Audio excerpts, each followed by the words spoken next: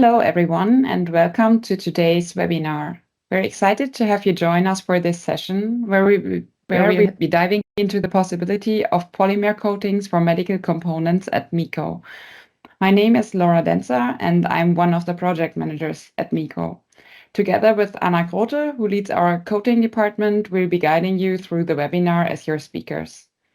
Over the next 30 to 45 minutes, our goal is to provide you with valuable insights and practical information about our newly integrated manufacturing process at MeKo. Now let's have a look at today's agenda. First, I will give you a short overview of our company's history and its way to its current presence on the medical market. Then Anna will focus on our principal topic, how we integrated and perform coating for medical components. At the end, we will have the live Q&A to answer your questions written down in the Q&A panel. All right, so for the next 5 minutes, I will give you a general overview of MeKo MedTech. On the left, you can see a picture from the very beginning of MeKo. Back then, Clemens Meyer-Kobbe started the company in a small garage. And today, we'd probably call it a startup because he was completely on his own.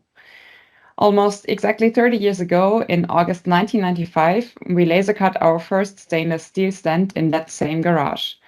At the time, we didn't even realize that it was a stent used in the medical field. A few years later, stents made from nitinol joined our portfolio. And that's really where MeKo's journey into the medical world began. What once started as a one-man operation in a small garage has grown into a company of more than 400 dedicated professionals, all committed to supporting your high precision and challenging process requirements. Our company is ISO 13485 certified and since last year also ISO 9001 certified. These certifications ensure that we deliver components of the highest possible quality. We operate globally, with most of our exports going beyond Europe to customers all around the world. But now you might be wondering what happens behind the scenes beyond our core business, how we go even further to create tailored solutions for our customers. Over the years, we've been reworking as a contract manufacturer for laser cutting and different post-processes for medical implants. But that's never been the whole story, actually. From the very beginning, we've always tried to think one step ahead, building and developing much of our own equipment, improving our production methods, and constantly looking for new ways to automate processes. We can even carry out many analytical methods right here on site. That means we can react quickly and make sure everything meets the highest standards of precision and quality. But our work doesn't stop here.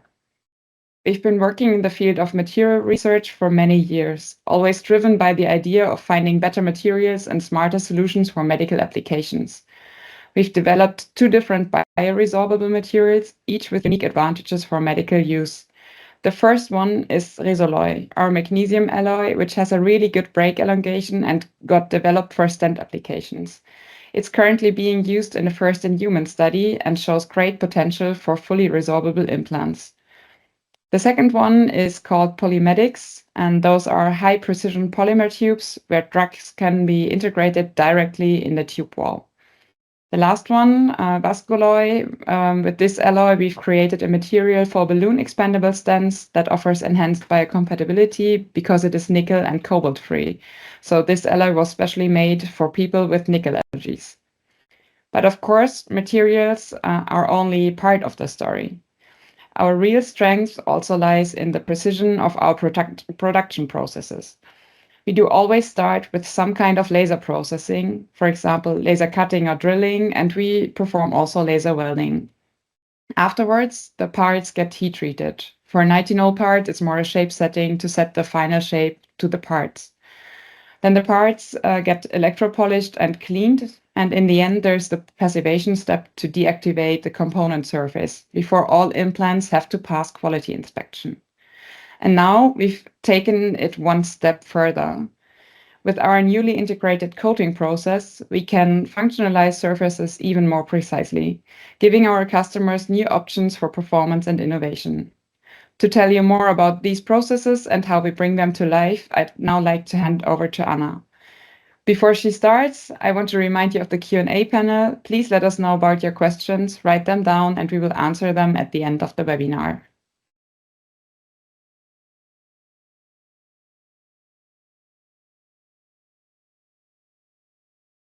Yeah, thank you, Laura, for your kind introduction. My name is Anna Grote, and I joined MeKo about 3 years ago as a development engineer, focusing on polymer coatings.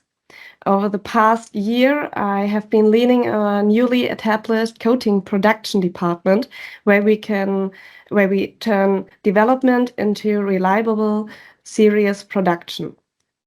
In the next 30 minutes, I will guide you through the entire coating process from polymer solution preparation to coating application, analytics, API quantification, and drug release testing.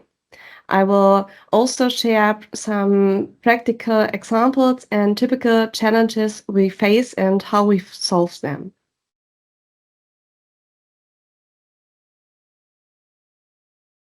I would like to start with a very simple but important question.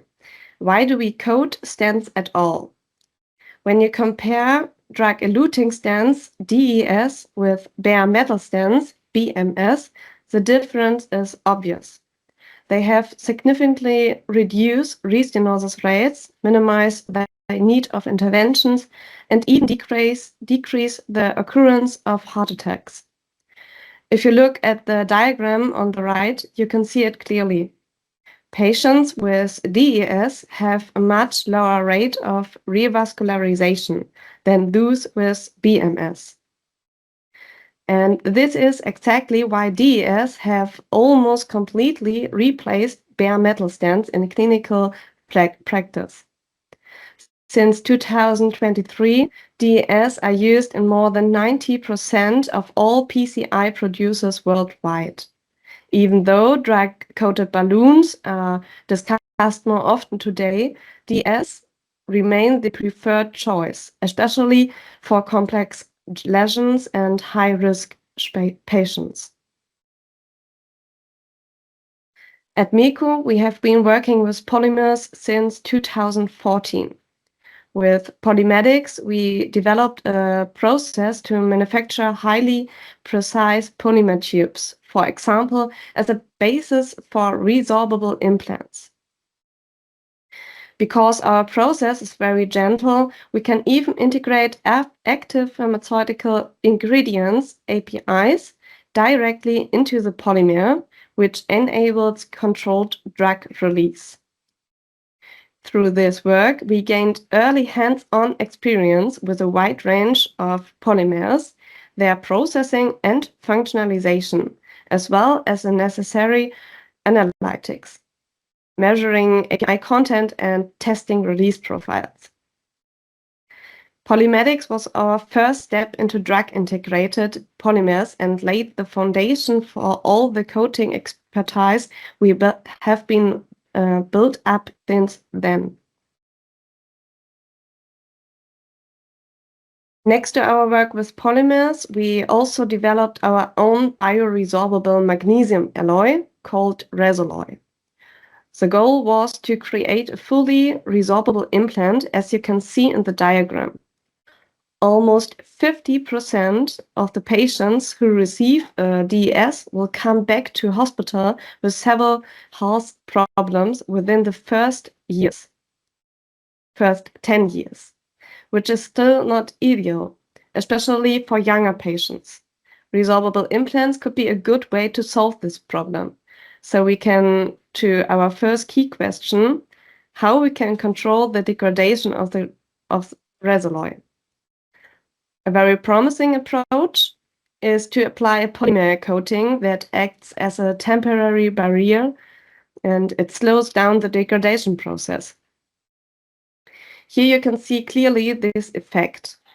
The top row shows uncoated Resoloy, which is almost completely degraded after 10 days in our degradation test machines in vitro. The middle row shows a fluoride-treated surface, and in the bottom row, you can see Resoloy with a polymer coating. Here, the stent is still mostly intact after 20 days. To study this in detail, we set up our own coating system a few years ago. This allows us to test different polymers, combinations, drugs, and coating thicknesses. Of course, the biggest challenge was to develop a coating that survived crimping and dilatation and still reliably protects the implant against early corrosion. If you're interested in learning more about Resoloi, I highly recommend watching the Resoloi webinar presented by my colleague Roman Menze, and this is available on our website. When I joined MeKo about 3 years ago, I started in the R&D team for Resoloi.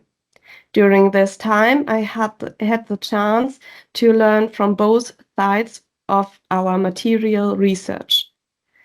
From the Resoloi team, I gained experience with corrosion protection, layer thickness, and coating homogeneity. The key challenge was not just apply a simple layer with API, but to develop a uniform corrosion protective coating that still works after crimping and dilatation.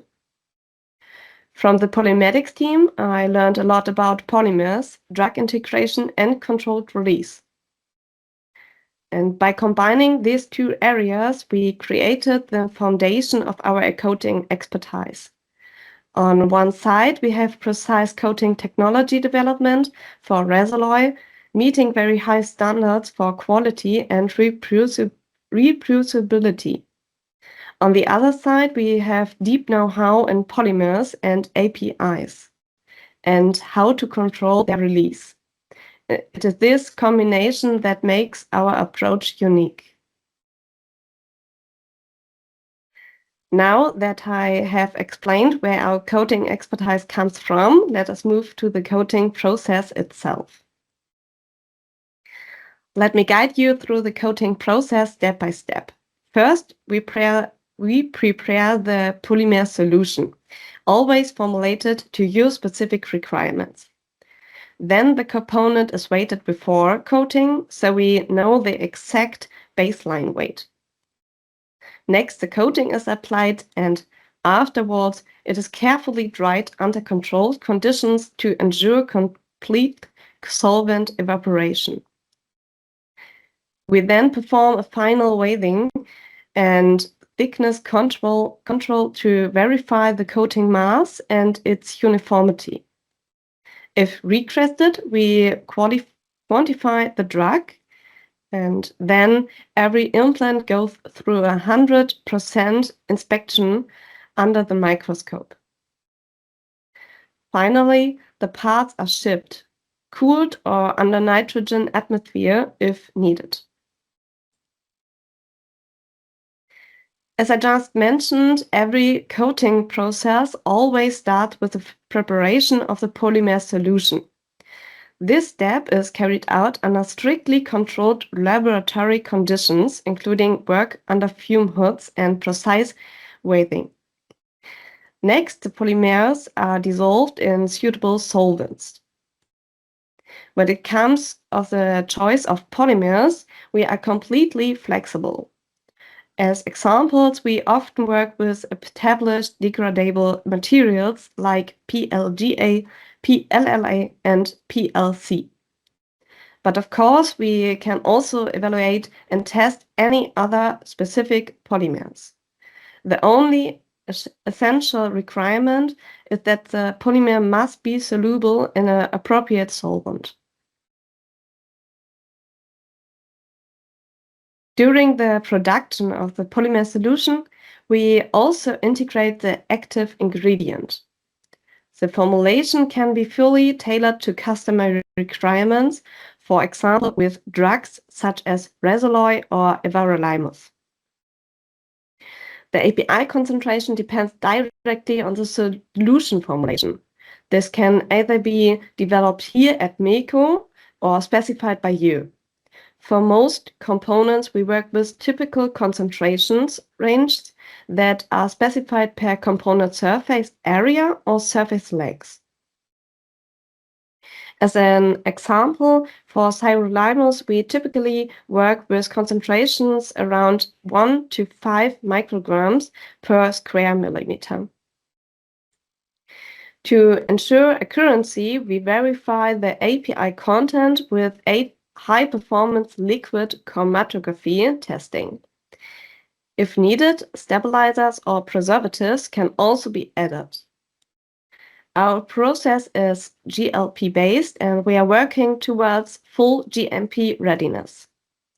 And just as a short note here, introducing an API can also influence the coating itself. But I will come back to this point in more detail on the later slide. After the coating solution is prepared and if required the API has been added, we move on to the coating step. The coating process is carried out in a clean room environment. The entire workflow takes place under ISO 7 conditions, and the coating itself is performed in ISO 5 flow benches, ensuring a highly controlled, contamination-free environment. When it comes to compatibility, we can coat a wide range of materials, including resin, vasculoy, L605, stainless steel, and nitinol. In terms of geometry, we work with cylindrical components and have successfully coated stands from 9 mm to 45 mm in length. One thing to keep in mind is stiffness. Very flexible components can be deformed during the coating process. This is something that should be taken into account during the design phase. Finally, we adapt the polymer solution to the material, the drug load, and the geometry.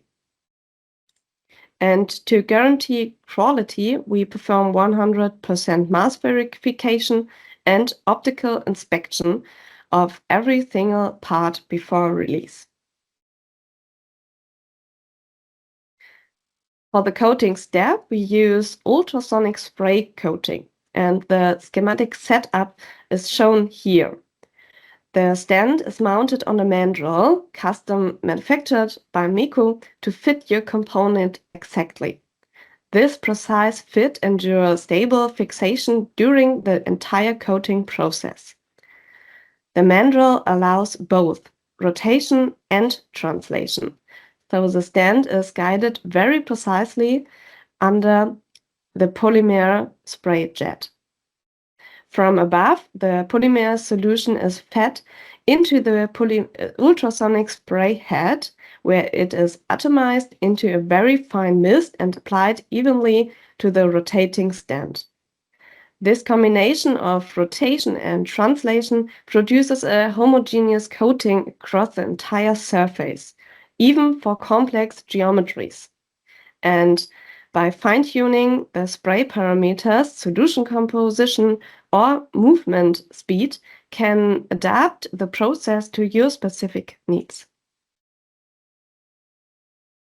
Now that we have looked at how the coating is applied, the next important step is analysis and measurement.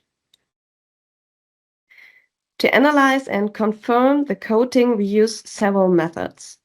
One of the most straightforward is mass control. We weigh each stand before and after coating and calculate the coating mass by difference. This also allows us to estimate the amount of API of the stand. We measure the coating thickness at multiple points or perform line scans along the stand lengths to check homogeneity. If needed, we can also perform cross-section analysis, depending on material and preparation. Using HPLC testing, we determine the exact drug content and can detect the release profile.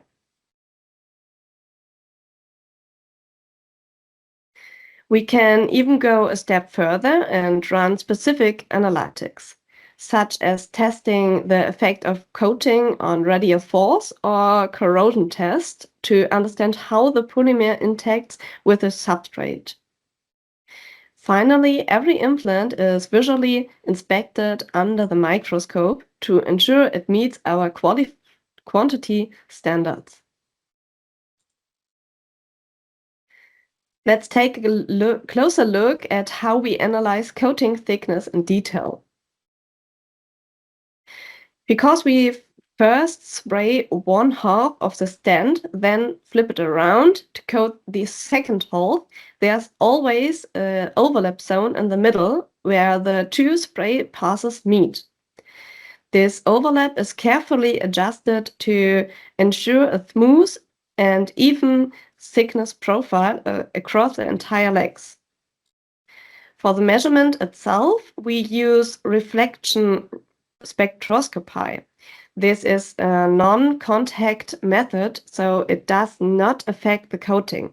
It is especially well suited for transparent coatings and allows us to measure a very wide range from just a few nanometers up to 45 micrometers with very high precision. This system achieves an accuracy of about 2 nanometers with a resolution down to 0.02 nanometers.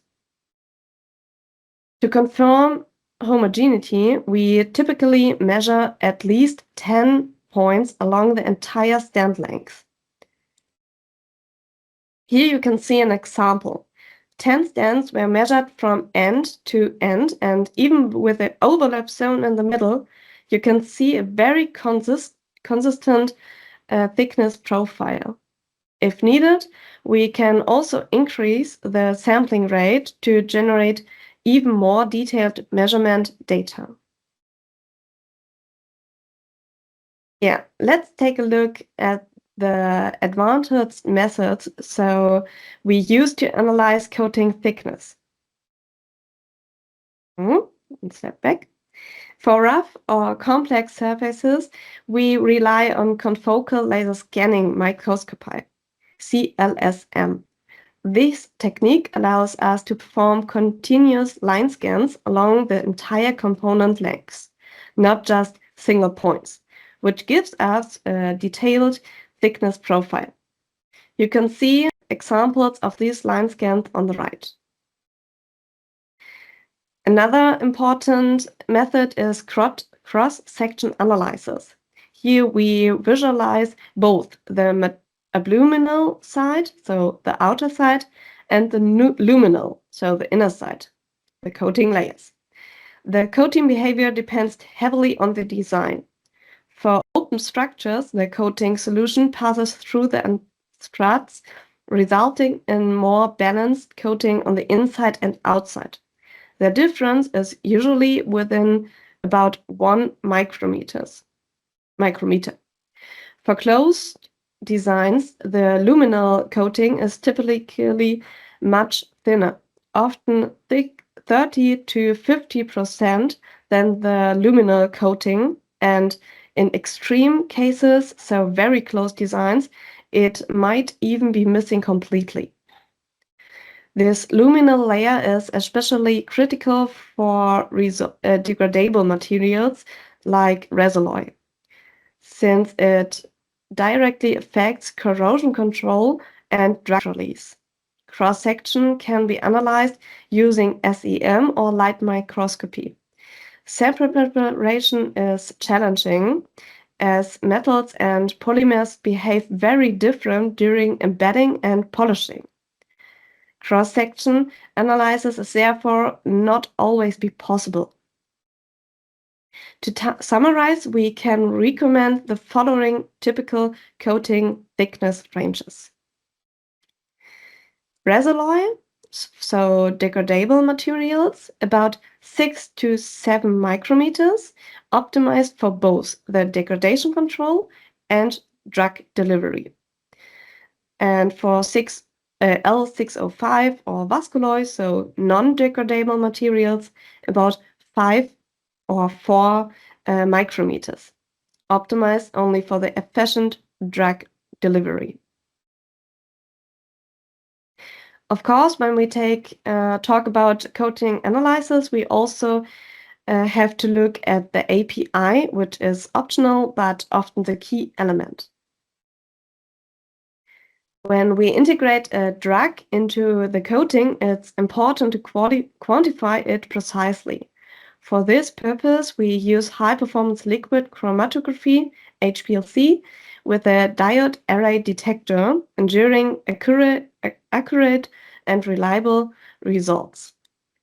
We apply a dual control approach. First, we analyze the API content of polymer solution before coating. And second, we measure the API content of the coated component after coating. Typically, drug loads for DES type applications are in the range of 50 to 300 micrograms. Consistency is critical, so we verify the API load batch to batch. And additionally, we check for impurities or degradation products such as sirolimus derivatives. Let's take a look at two typical HPLC chromatograms. Here you can see a chromatogram for an intact sirolimus sample. There's one clear, sharp peak in the expected retention time. The area under the peak is used to precisely quantify the drug content in the coating. And now we have investigated a degradable sample. So you can see multiple additional peaks appearing at different retention times in green. These extra peaks represented impurities or degradation products, making it immediately visible when the API is not longer fully intact. Together, these analyses not only allows us to determine the exact API load, but also to verify the stability and integrity of the drug over time. Let's move on to API release testing. For this, we have two main ways to perform release studies. First, a simple incubation setup, which is quick and flexible. And second, the USP4 flow-through system. This is standardized dynamic regulatory aligned method where the dissolution medium is continuously pumped through the cell. This dynamic flow is much closer to real in vivo conditions. Here we can see example release curve of stents depending on the type of coating. The curve in the middle in our MeKo petrol color shows a homogeneous coating with a fast initial release followed by saturation at later time points. The orange curve demonstrates how a protective coating drug-free layer slows down and delays the release, which is useful when a longer release interval is needed. The black curve highlights the influence of coating thickness. Thinner layers often lead to a stronger burst release at the beginning, which in some cases can even be desirable. With our dissolution test, we can prove that our coating delivers the release profiles that are needed to your device.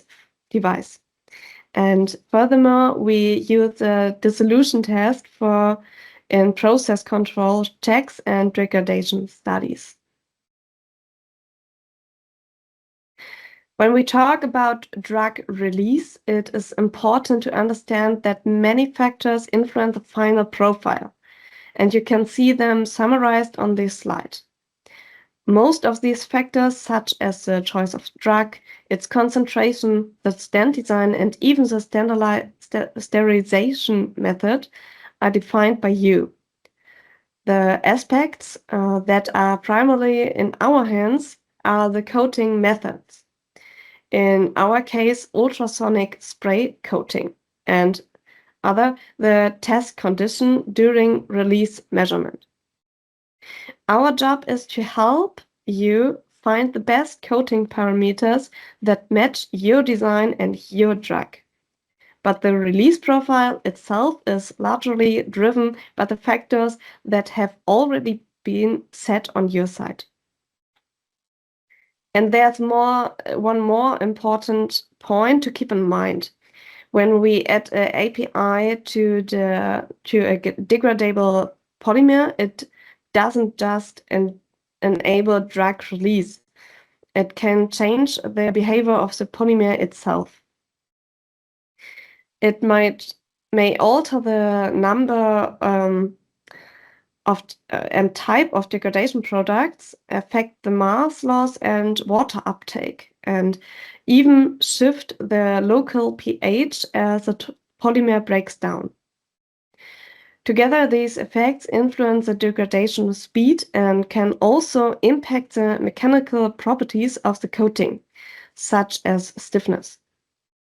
This is why it is so important to carefully design and test API-loaded coatings to achieve the desired release profile and implant performances.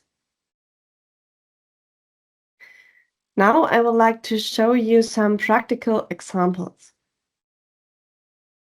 One major challenge is stent dilatation. The coating must withstand deformation, so without peeling off. This is especially critical for resorbable materials such as Resoloi. Typical issues are cracks or voids, especially on tight radii. This is strongly depend on the polymer and on the stent design. Here you can see an SEM image of a dilated coating stent without damage. At MeKo, we can test crimping and dilatation in-house and examine the coating behavior using SEM. We also support with the FEM simulation expertise. Optimization is possible, for example, by applying thinner coatings or adjusting process parameters. But in the end, the strongest influence comes from the polymer choice and the design. Another challenge comes with large components. For diameters around 15 millimeters, such as valve frames, we found that cut edges were not reached by the coating when we using a standard axial setup. We identified this issue by SEM, and our customer confirmed it with synchrotron analysis. For small stents, it is usually not a problem, but on larger structures, it becomes clearly visible. By adapting our process, we achieved a uniform coating also on the edges. So today, we can ensure homogeneous coating even on complex and large geometries. Up to now, I have mainly focused on coating, but at MeKo, we also have the capability to perform covering. As of today, we have already evaluated several small-scale applications, and we are ready to expand if you need it.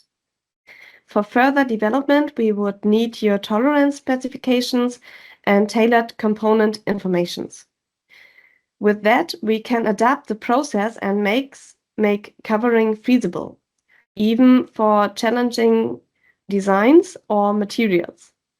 So if you're interested in covering, let us know. We are ready to expand this together with you.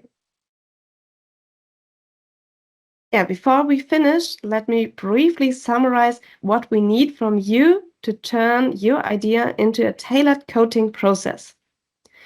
We need just a few key inputs from you.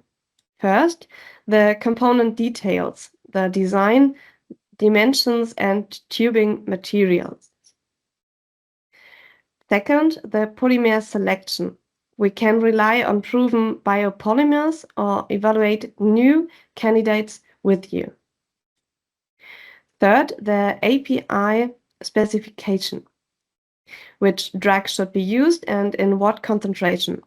This can be given as a total amount per length or per surface area. And finally, the coating thickness, including individual layer specifications if you are planning multi-layer designs. With this information, we can design a coating process tailored exactly to your needs and support you in every step from development to production. So don't hesitate to reach out, and I'm happy to discuss your ideas and help you bring them to life together with our team.